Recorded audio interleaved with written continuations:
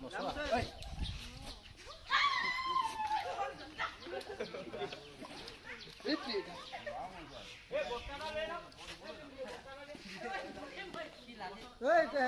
বস্তা দাম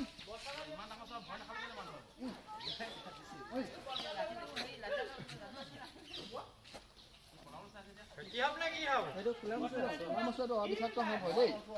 অবিষাক্ত সাপ হয় বিষ চিষ নাই একো নহয় খুব চঞ্চল খালি সাপটো খুব জোৰ পকায়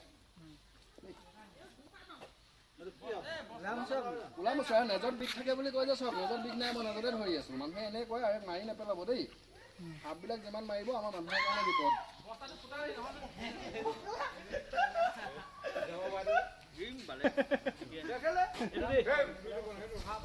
বস্তাটো ফুটা নেকি চিমেণ্ট আছে মছলা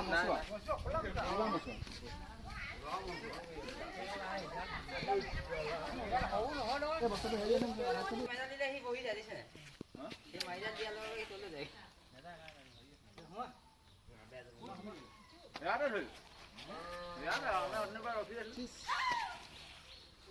কেলে সোমাইছিলে